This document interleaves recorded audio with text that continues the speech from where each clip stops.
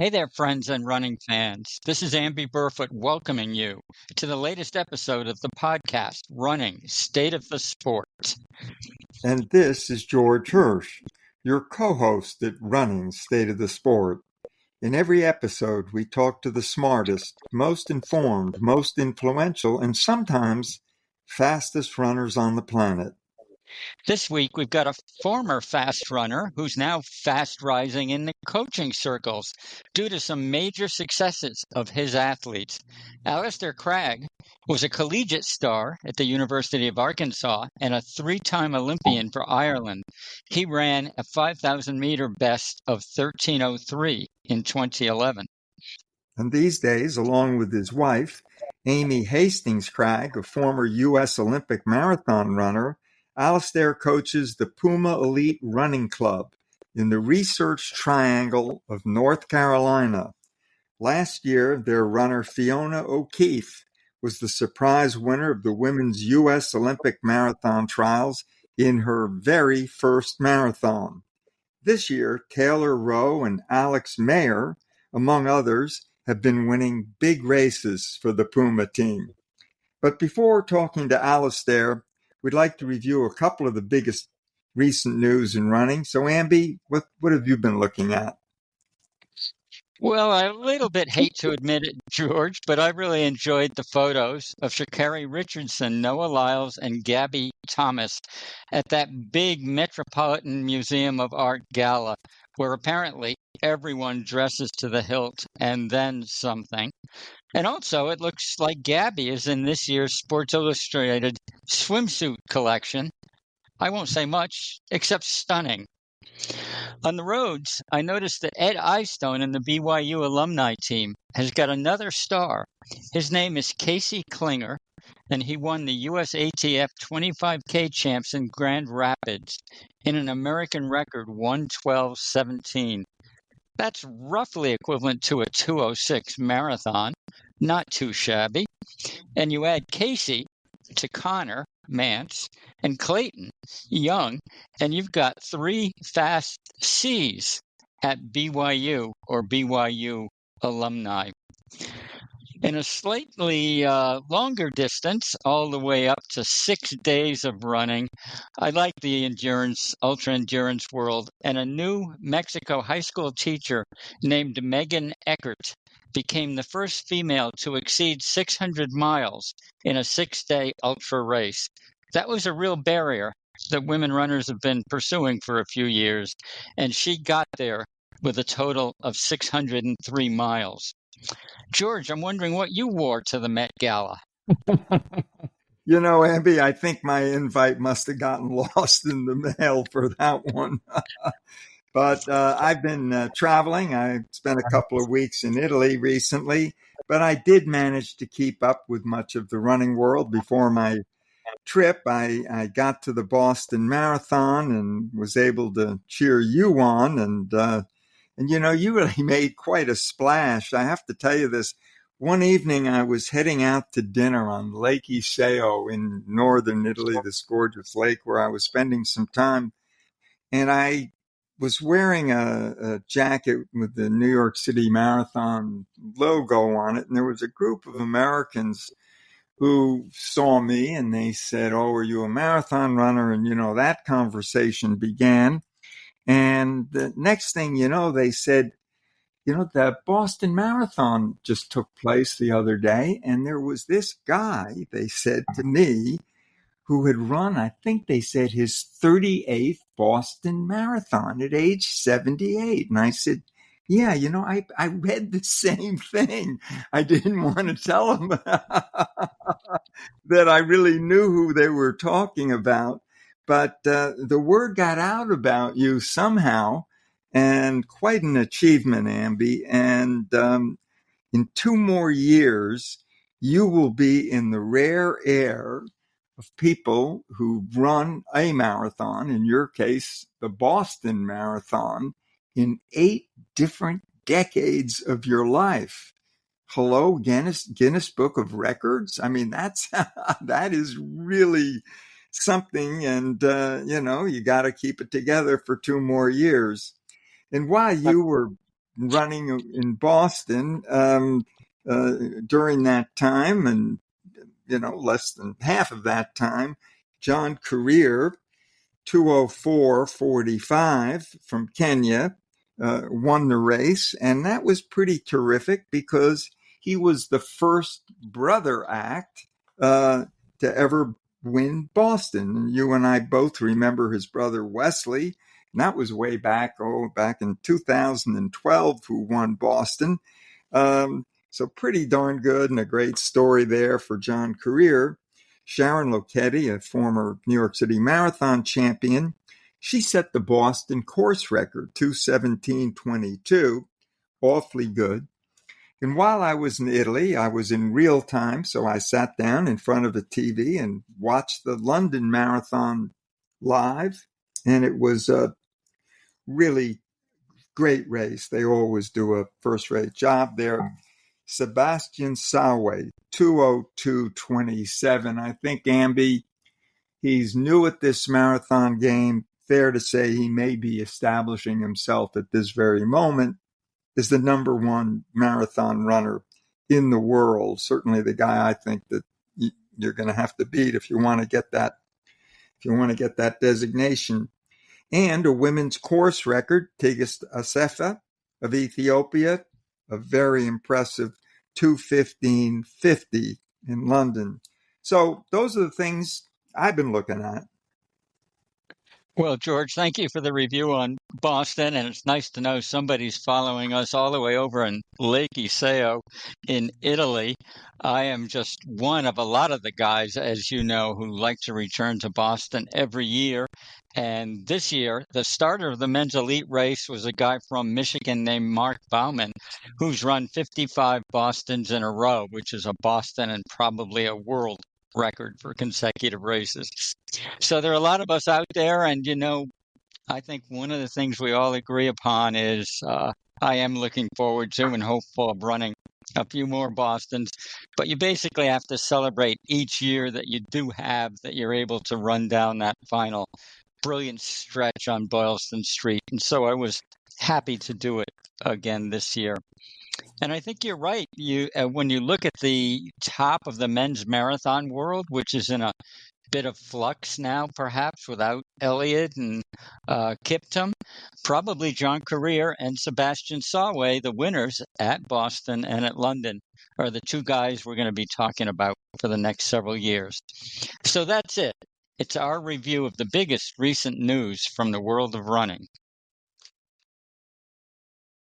Now let's turn to Alistair Cragg, this week's guest on the podcast, Running, State of the Sport. Alistair was born in South Africa, but ran internationally for Ireland and qualified for 3 Olympic Games at the 5,000 meters. He's got a personal best of 13:03 at that distance from 2011. And these days, he's turning heads as co-coach of the Puma Elite Running team. His coaching partner is his wife, Amy Hastings Cragg, a former top U.S. Olympic marathon runner. Alistair, welcome to our podcast. Thank you for having me, George. Thank you, Amby. Of course, I've known your names for a long time. I've met you at various times, but it's an honor to be on your podcast, and 2 great names in journalism and in the sport. So really appreciate you taking me on here. Well, we're thrilled to be talking to you, Alistair. We'd like to begin by having you fill in a little bit more of your current bio for folks who don't know you really well. Questions are, how old are you? Where are you living now? Have you and Amy got any kids? And what the heck do you do during the day after that morning alarm clock goes off? Well, I haven't heard an alarm clock in... How old's our 1-year-old? She's 19 months old now, so it's been at least 19 months since I've heard an alarm clock. So I'm 44 years old now. I'm born 1980. I think that's correct. I stopped counting a few years back, but yeah, 44. My wife Amy Cragg, who retired in 2020, we moved to North Carolina and started the Puma Elite Running team. It's a Puma-sponsored professional team. we could have picked anywhere in the country, but we did a lot of research and try to figure out the best possible place for various multiple reasons on where to live and start a new group that was fresh and new and in an environment that needed that really supported that kind of system. So yeah, that brought us to North Carolina. I am a co-coach with my wife Amy. We have a sprinkling of assistants on various things, which has been very helpful, officially and unofficially at times. And we just really we're trying to develop. It's more along the roads and marathon type runners that I feel the US is hungry for. But also in the meantime, taking on a lot of foreigners and building up around it and just letting cohesive culture build. Just based off our experiences in the sport. So yeah, that's where we are now. And when we wake up in the morning, first thing we do is tend to our 19-month-old Isla Cragg. And the last thing we do in the day is tend to our 19-month daughter. So Isla definitely has changed life in the last 19 months, I guess, year and a half. And I'm not too sure what we do besides just make it work. We go to practice. Amy does a lot of the extra stuff that is not on the running side of things that I feel a little bit I could use a little bit of I take a back seat and I view from maybe the peanut gallery, and she'll take on the strength conditioning, the PT, the kind of directing people where to go, how to do things, the blood tests, those kind of things that people need to do.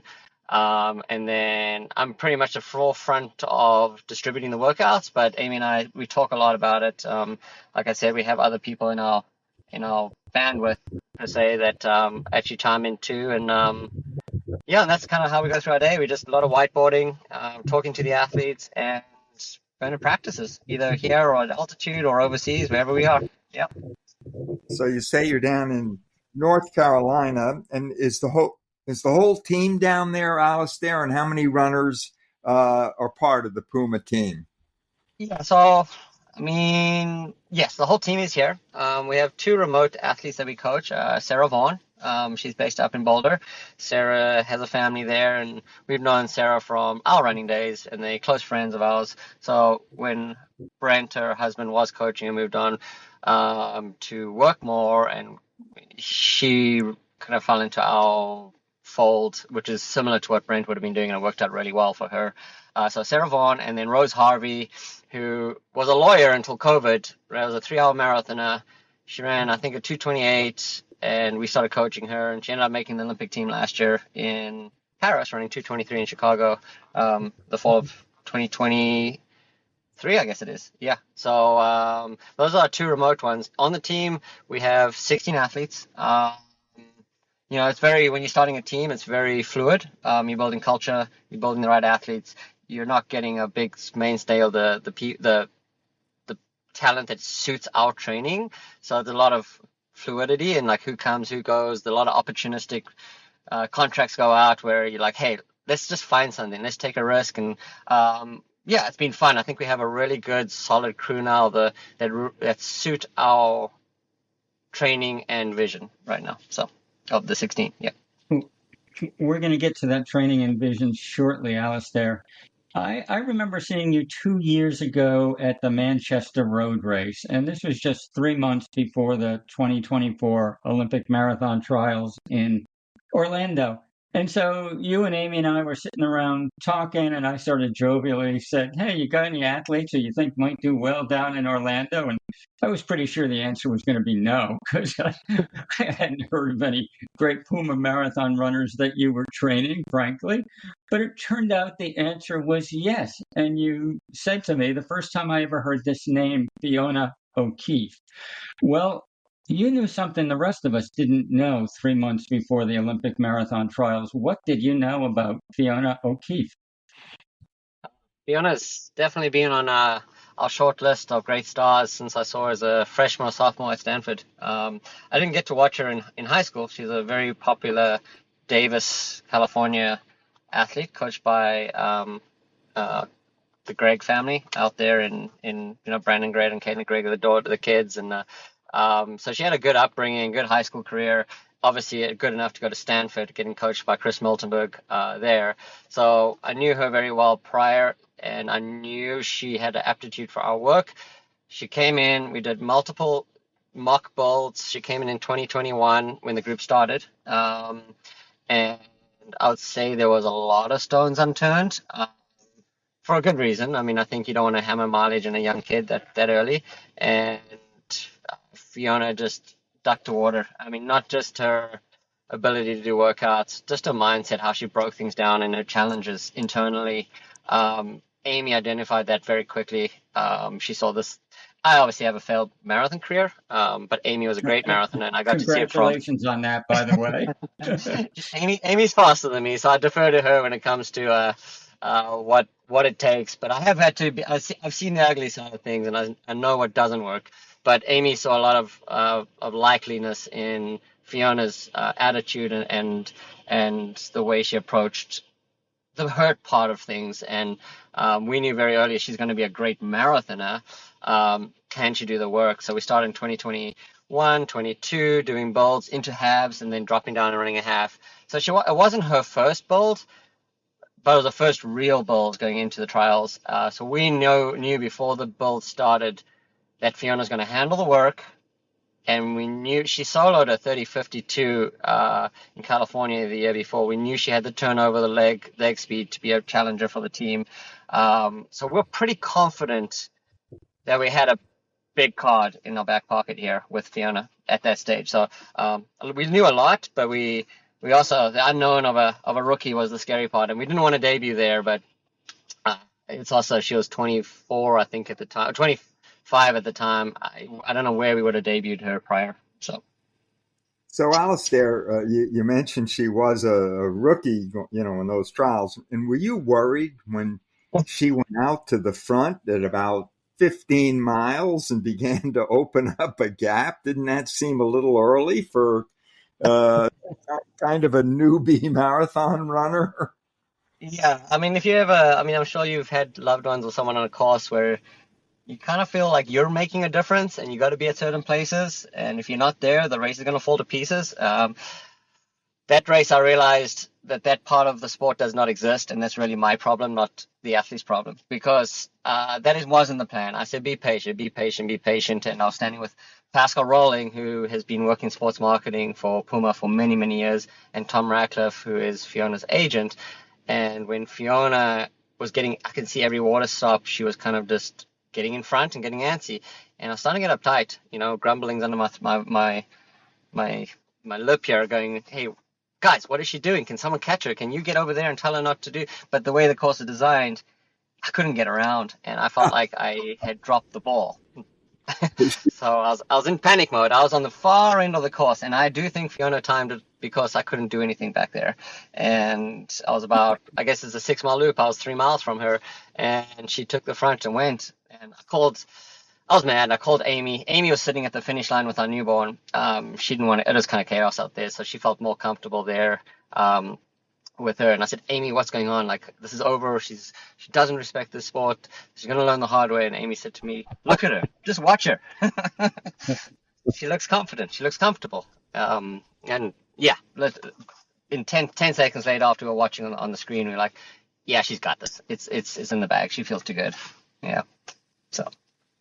So you went from the intense success and jubilation of the trials to a different situation at the Paris Olympics, as we all know, but I haven't heard that many people talk about it.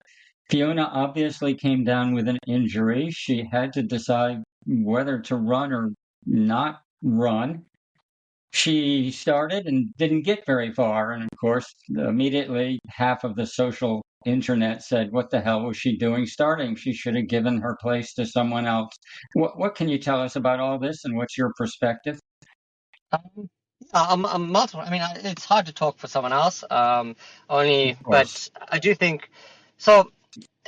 Fiona debuted at the trials, and it'll be insane to turn around a few months later and do a tight build and do another one.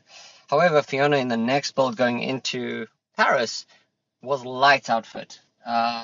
Things were going well. She picked up a calf injury after a 10K she ran in London.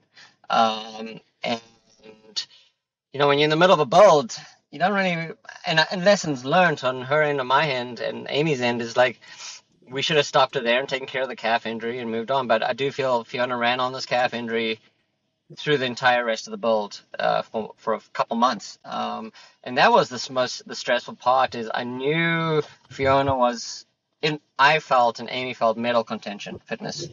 And at some point, it's the Olympic Games, you kind of got to close your eyes and swing at that moment. You never know if it's going to come again. So we plowed through the calf injury. Everything went great, actually. Perfect. Towards the end, she was having some of the best workouts I'd ever seen, not just from Fiona, from across the board. And the Sunday before the marathon, Fiona went I biked with her through her last easy long run in the forest. And I thought she had slipped. She said her groin hurt. I was like, let's go. We weren't going to go into the village until 2 days before, just to keep away from the craziness. So I said, let's go into the village and get some treatment. We went into the village at that point, and you're kind of under the umbrella of USATF and the USOPC. So the USATF kind of works under the USOPC. And they immediately wanted to pull her from the race. And I said, wait a minute, we got a woman who's in the greatest shape of her life, who was fine on the Sunday before the marathon. Can we not address this injury? So we did hustle around with the injury, and it started trending in the right direction. And we wanted to get our own MRI. However, we were required to get one at the village, in the village. We got an MRI on the Tuesday or the Wednesday. Obviously, if the MRI said positive, we're not running, Fiona, at that point. But it was trending in the right direction.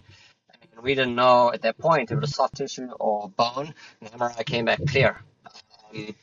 So that was through the USOPC and the USATF with the MRI in the village.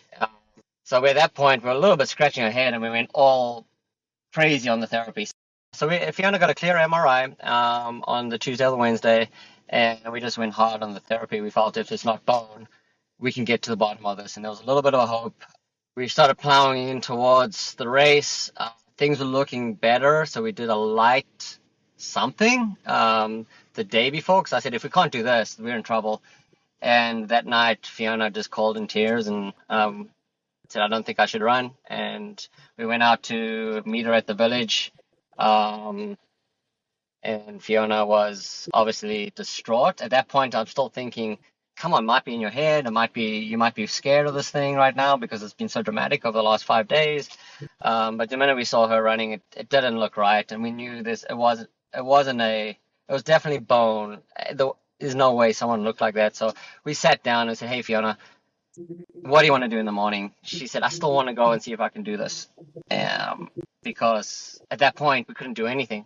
We had given her the best chance to make the start line with all the data we had. And unfortunately, it was a pretty somber bus ride to the start. And we knew in the warm-up, it wasn't going. But I told someone to go pull her off the course, because if Fiona was going to finish. But I think she just got to a point where she couldn't. And thankfully, I know today, I'm not too sure if we'll still be talking about Fiona if she had finished that race. So, yeah, I think it was a sad thing. And I think Fiona definitely struggled with some of the backlash afterwards, which, she understands. But part of it, too, is the injury. And the moment she lost at the Olympics, and I do feel there was unfair media that kind of spun it a different way, that it was she took a spot from someone else. And Fiona gave 100% to be on that start line and didn't give up until she was forced to. So I think if people actually knew what was going down, and Fiona was trying to get diagnosed correctly, and if it did come back as a bone, we would have had a very different idea of what to do. Yeah, right now I think Fiona's back. She's behind her. She's a very strong mental athlete, and I'm excited what comes from it. We learned a lot. She learned a lot. You can't run yourself into greatness. You got to kind of be stuck in the process of doing it the right way. And I think Fiona understands that, and got to take care of your body, make sure you don't ignore things. And I think we got a better athlete for it. But those moments, they probably stay with you your entire career. So. Yeah. Alistair, I want to thank you for that very very tough. full discussion, which we haven't heard before, as I've said. And it was an impossible situation, but we all do support the idea that Fiona or any other athlete who earns the team as she did deserves the chance to go as far as they can take it. And sometimes the decisions are incredibly difficult, but the athlete has to have the shot to go after what she earned. But on a side note too, I mean the MRI they used in the village, we trusted to be the greatest. We were told to use that one, and it ended up being a very low grade MRI, and um, we felt like if we had just done our thing on our own and got another MRI, I think we would have had a clear picture at that point. But once Fiona was in the umbrella, we lost all control of how she proceeded. It was a very, I'll tell you, it was a very stressful time. We tried to protect her from a lot of it early on because we didn't want her getting ruffled if she was still heading in the right direction. But at some point, we had to expose her to, hey, what's out there? Because I think Runner's World had an article, and people, it just started getting out there that Fiona was taking a spot for someone, and Fiona was getting very emotional that, wait, I'm trying to get better, but I doing something bad. So yeah, in hindsight, we would have just done our own MRI and just done everything on the out because we would have had a clear answer early on. So yeah, Awfully tough experience for her yeah. and for the whole team, for all of you. Let Oh, me move on to Puma a little bit, because this spring, Puma racing shoes and Puma runners have certainly been grabbing the headlines here, Alistair. Let's talk about a few athletes first. Taylor Rowe won the U.S. Half Marathon Championships in Atlanta, 67:22. But then she really blasted things wide open at Cherry Blossom, 49:53 for 10 miles, under 5-minute pace. Where did Taylor Rowe come from? And how did she get so fast so quickly? And also, we have to ask you, of course, is she headed for the marathon this fall? yeah. Much like Fiona, part of my job before was to find talent where it's not looking shiny, and I think I've spent time around great people like John McDonnell and Jerry Schumacher, identifying certain things, and I do think Taylor was a no-brainer. I think she was going to be great from the get-go, much like Fiona. Um, she was at OSU, coached under Dave Smith, and we knew that we were confident that Dave Smith had given her the fundamentals to possibly move to the marathon. So that answers the last question. Yes, I have full faith that she will end up in the marathon.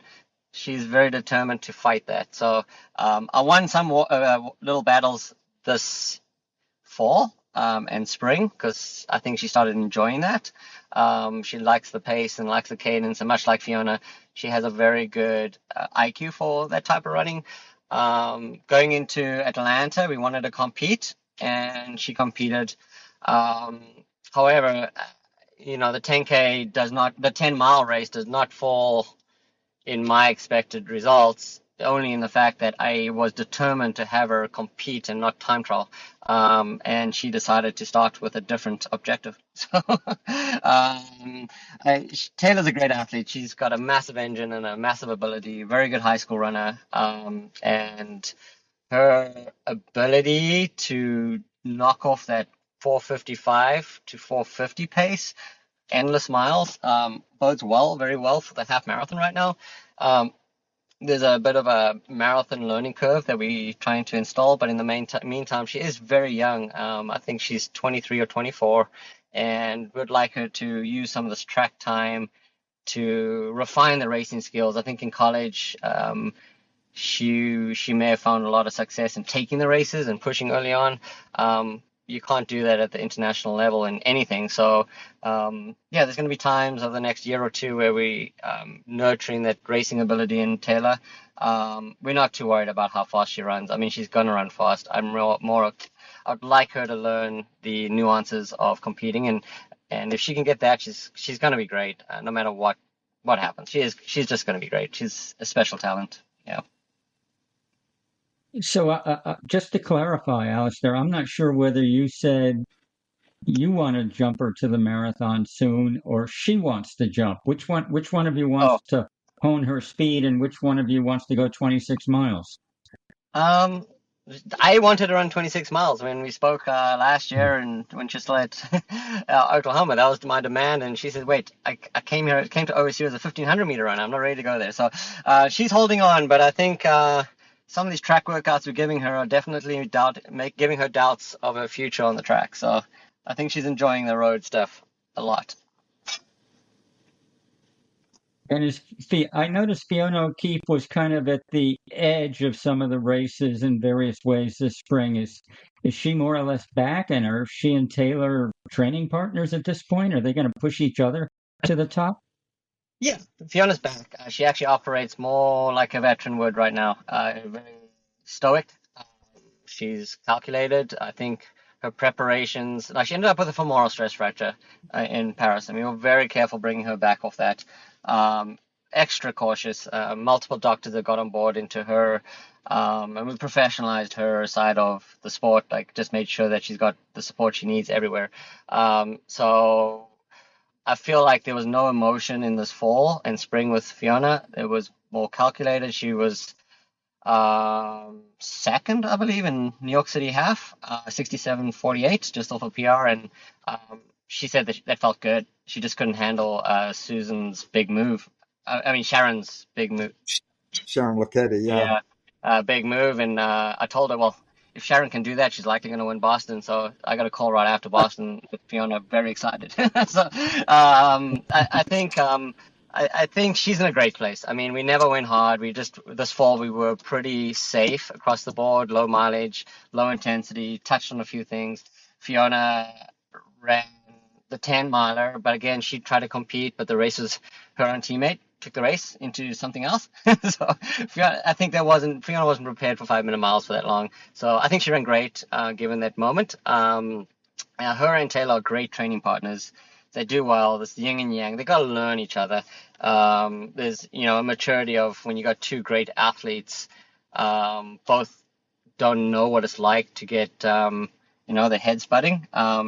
But we're trying to know Amy. I don't know if you know Amy's history as an athlete.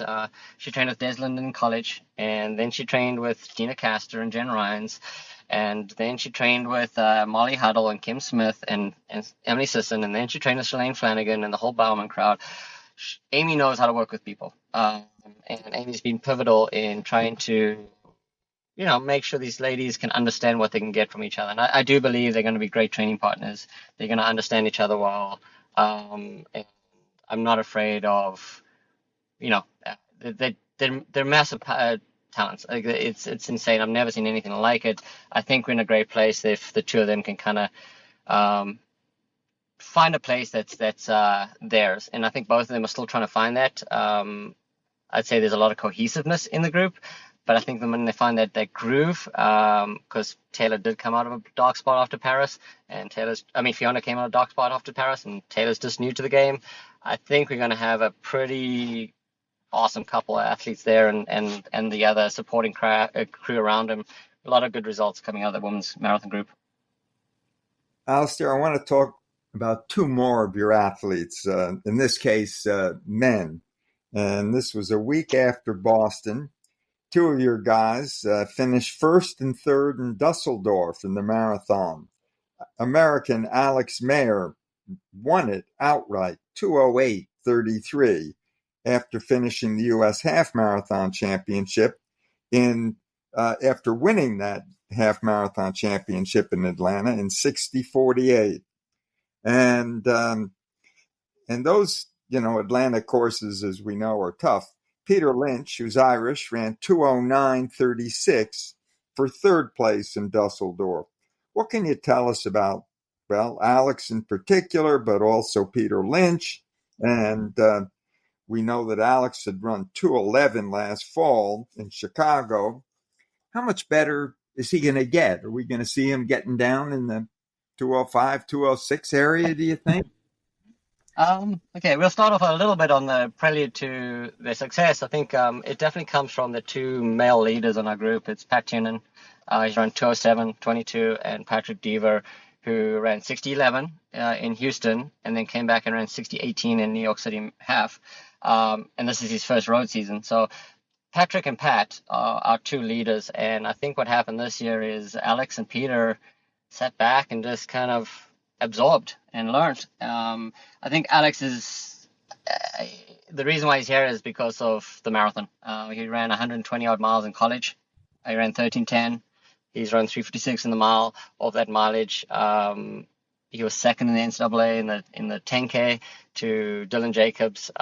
He just shouted, "I want to be a marathoner," and we called him up and said, "Hey, are you willing to go down that road?" And he said, "Absolutely." And it was, like peanut butter and jelly. We were together on this path. So, can he run 2:05? Yeah. So again, let's go back to the shoes. Puma makes great shoes. They always have. We've evolved with the shoes as a group, which has been pretty fun. I think what you see in the spring is a lot of these young athletes benefiting off the group that has evolved with these shoes, and we haven't just jumped into them and got big jumps right away. The latest shoe, the only time they've ever raced in it was in Dusseldorf. Prior to that, they were in the previous shoe. So we had a lot of questions in Dusseldorf, what could happen? And our question, we didn't really want to run Alex fast. So we said play very cautious the first half until 30K and then run. So at 30K, he took the race by the scruff of the neck and ran hard. I don't know exactly what he ran over the last 12K, but his second half was 63 mid, which tells me, if he wasn't leading and if he had pacemakers far, he would run 2:07 something now if we went for it. I don't think we will do that with him for a long time in his career because I don't see the objectives.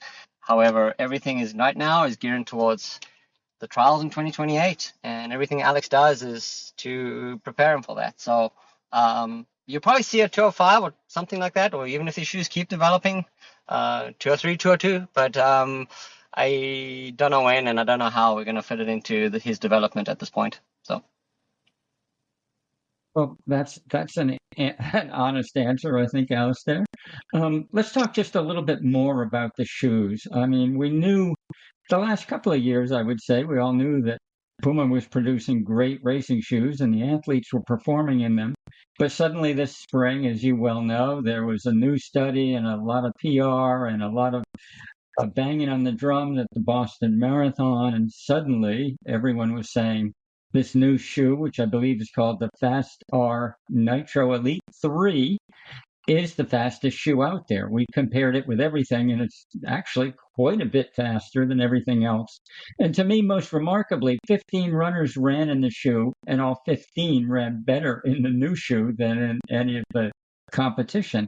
So how do you work? How much of the shoe testing does your team do? And as a coach, how do you make sure that the shoes are good for the athletes as opposed to causing problems?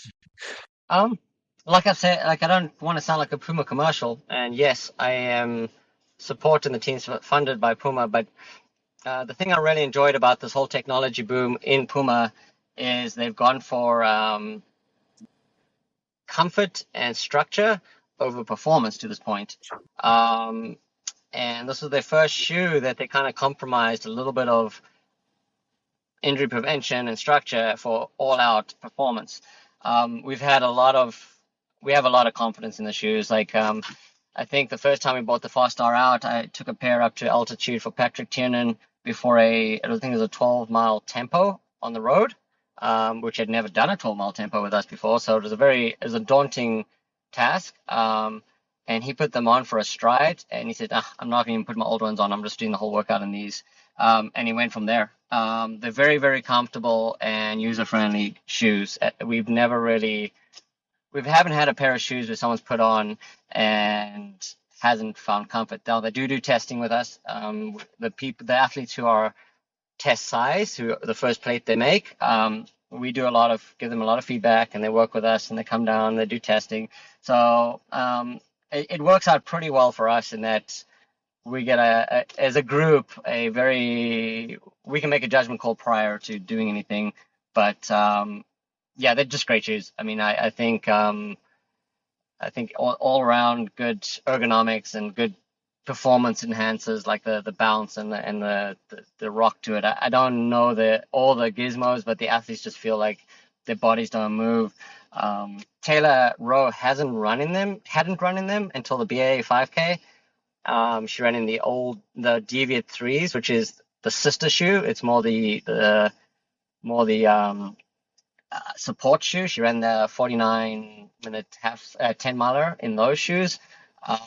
So it's not just one shoe. We have two fast pairs that our athletes choose from. So yeah, I feel very confident in the shoe. And like I said, as professionals, you think you wouldn't get, it'll be unprofessional just to jump into things, but yeah, we have no reason to doubt that these things are going to feel good. And they make tweaks. They definitely make tweaks off our suggestions, which is it's nice because Puma's a big company with a lot of funding and backing, and they also a family type company where we're small enough to have that kind of relationship where it's one-on-one. So it's a great situation we're in. Let's stay with the shoes a little bit here, Alistair.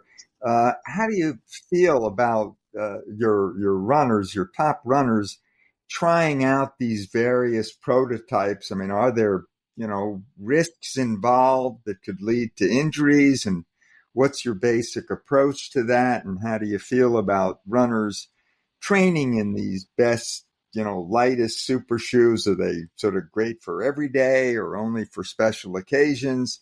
And do you have biomechanics experts advising you on this? I mean, the whole shoe situation is becoming a big deal nowadays. Yeah, a few things. I mean, there has to be more of a PT emphasis to strength and conditioning. And in fact, Amy heads that side of things. Amy is a very healthy athlete, and she kind of keeps a watch over the PT side of strength and conditioning and making sure that everything is strong enough to handle this type of work in the shoes, because something makes you run faster means something's working harder. So we've tackled that, and I think that's a must for anyone who goes into the super shoes, or else there will be a lot of lower leg injury, hip injury, femoral injuries, those kind of things. To be honest, I don't feel that old, but these shoes make me feel old because I would never jump into a prototype and race in it. But the shoe technology is so advanced that there hasn't been a prototype that, I wish I ran in one of these prototypes. So this, compared to what we've run in the past, I mean, I'm sure Ambi, even you, George, like you've got away with running in basically school shoes, like business shoes. You got to think the body is better than we give it credit for, and so much is taken care of by the time we get the prototype that I have no problem with it. There's a lot of guinea pigs that's sitting in Puma actually go through the rigmarole by the time we get a prototype. I know right now they're on the Fast R5, so they two generations ahead of us. And the guy told me, I don't want to tell you what the returns are because you're not going to want the Fast R3s anymore, but these things are crazy. So I know those already, and we're not going to see them for at least a year or two. So we're not getting a true prototype. I think the prototype is already being tested on lesser professionals, and we get it by the time all the blisters and those things are taken care of. So I'm confident with what we get, and I jump into it right away. It's hard to assess as a coach the jumps all the time. I'm very realistic, and I'm also super aggressive with the expectations of our athletes. I like to grow with the expectations with the shoe technology. So if you ask me if Alex can run 12.5, I say yes, because that's where he is as an athlete, and I try to use some layman's conversion in my head of what it would mean if we didn't have the super shoe, and I do believe he's that athlete. So I think as long as my expectations and the training adapts and we don't sit stagnant and we continue to be mobile in how we think and operate, I think these shoes are great and they're a great advancement to the sport. But as a fan of the history of the sport, it's been hard to watch. And also as an old athlete, I think my relevance was going to die very quickly. It's died exponentially faster. So it's great for the new generation. I'll just be interested where things plateau and what becomes the new norm in the future. So, Alistair, I'd be happy to give you a PR of 12:45 if that would make you feel better. So we all love talking about the shoes now. They're such a big topic, but we all also agree that everybody's got fast shoes, and there's shoes are only a small part of the game. A big part of the game is training. And you and Amy are doing something with these athletes down in North Carolina or at your altitude camps that's really clicking. What are the bedrocks of your training philosophy? Yeah, we don't like to take much credit for that. I mean, the athletes are doing the work, and they're really buying into the system we have, which is, I think, for the historians of the sport, they'll be proud to know that we're pretty old school meat and potatoes. My college coach is my college coach is John McDonnell. I worked with Jerry Schumacher. Very aerobic, strength and speed, keeping both sides moving in the right direction, and I feel like you get a healthier, rounded athlete that way. During our recruitment process of this group, I've gone pretty hard on the aerobic side. I would say we have the greatest aerobic engined group in the country, and majority of the world. I'd say that was a design, a hope for that we have these people there. So our training looks better because we have the right pieces in place. So our philosophy, yeah, I don't know. It sounds like once you have a philosophy, you sound like you really thought a lot about your own success, which we haven't. I think building strength has been our mainstay, and we look long term, very long term. Obviously, people have that strength from college backing, and we've eyed certain coaches in college that have put certain pieces in athletes that help us look really good right away. I think we work very long and hard to build that inner deep strength in the marathon. That's a whole nother layer of strength that we need to work on, swinging back. And I do feel the track for our team is more of a playground to learn your racing skills. So we do, like I said, I had the greatest college coach of all time. I think John McDonnell, and he was an artist. He knew how to push the right buttons. And I think when Amy and I, what we might bring to the table is the ability to push buttons. And because we know that we've been there, we've seen other athletes, we've seen coaches do it. We both had great training partners, amazing training partners. Like if we gave you the list of training partners, you'd say that's whoever was running in the US in the last 20 years.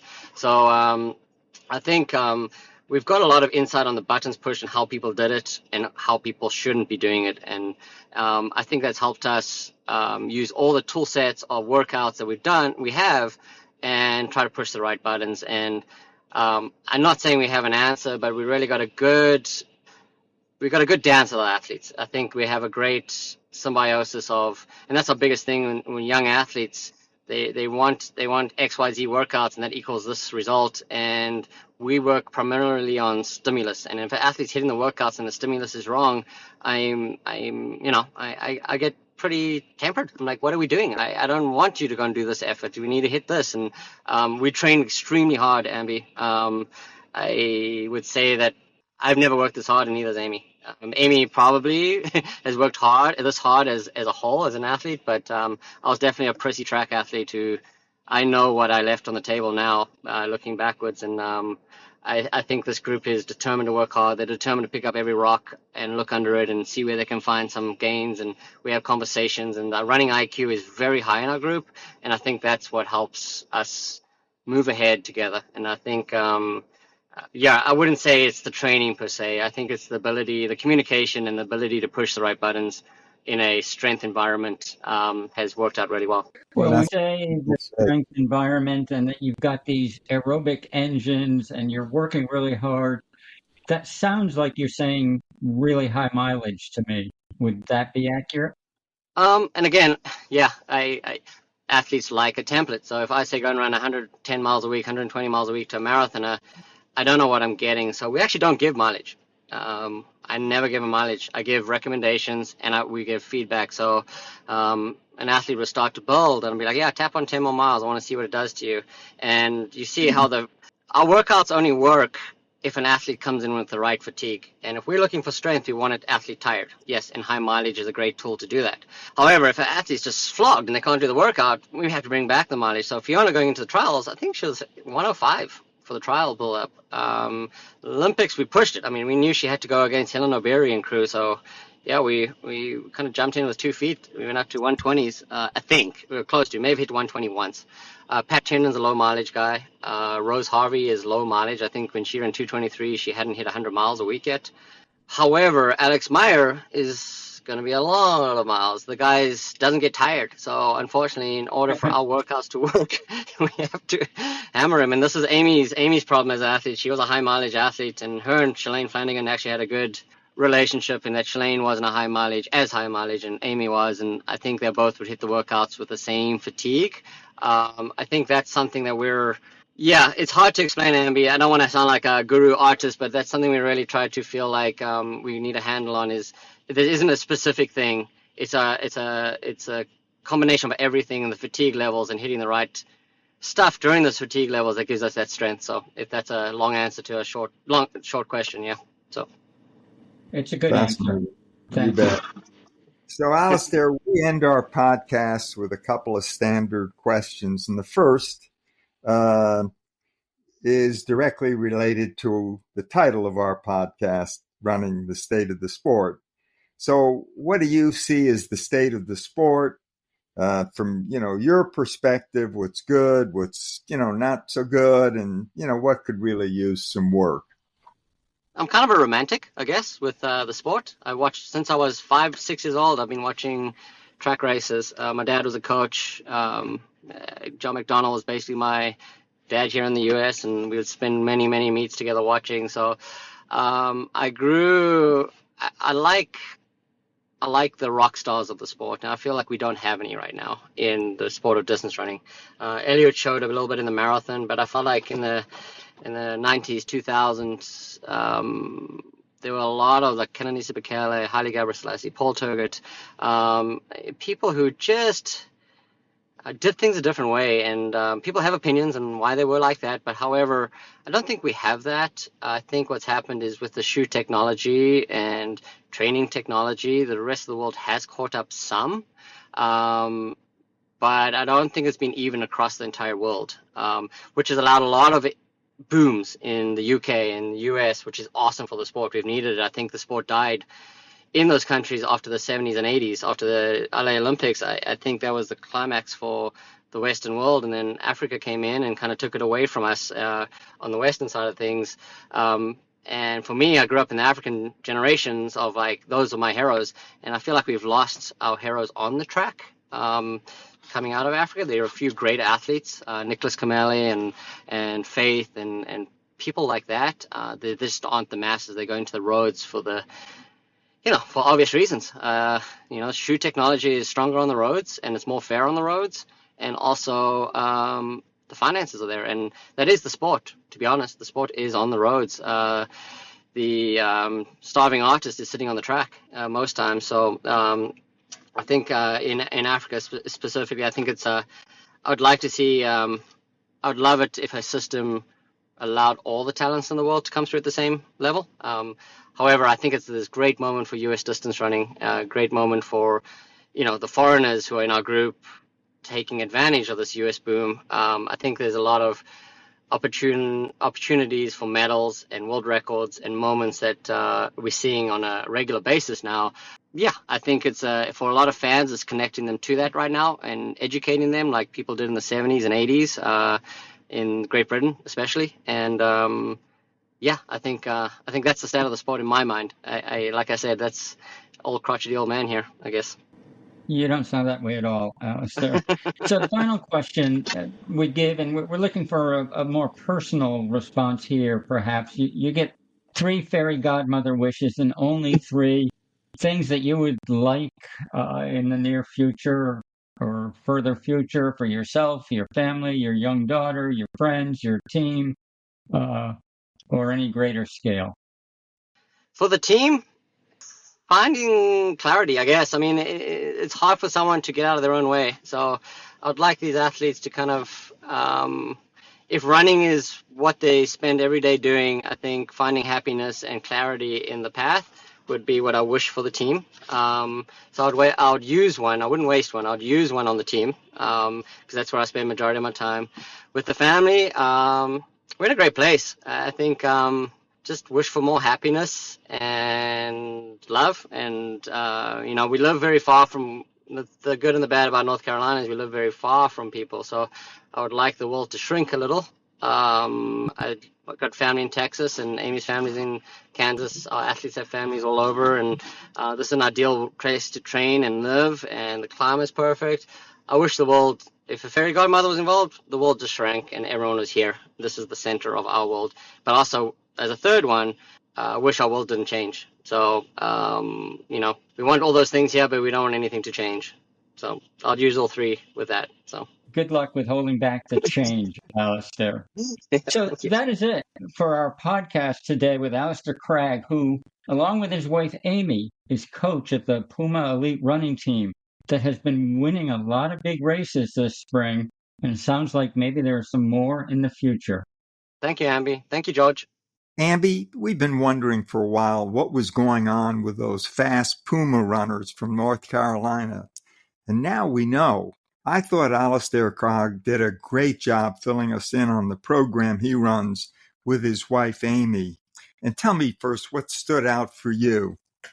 George, I was most impressed because I've been wondering for a long time by his story about what happened behind the scenes with Fiona O'Keeffe at the Paris Olympic Marathon last summer. He was very candid and very revealing about what went down. And I'm not one of those harsh critics who was looking to blame anyone that Fiona dropped out so early in the marathon. I certainly wasn't looking to blame her or Alistair or Puma. But I did think that someone should be providing us with a few more details, maybe USATF or the U.S. Olympic and Paralympic Committee. And those details were just never forthcoming, which I thought was a shame. Alistair explained that what happened was they essentially lost control of the situation once they reported to the appropriate medical folks, and even that they didn't get good medical advice from the groups in Paris. In fact, they got an MRI report in Paris that was completely different from what they got when they were back home in North Carolina or wherever they did the next MRI.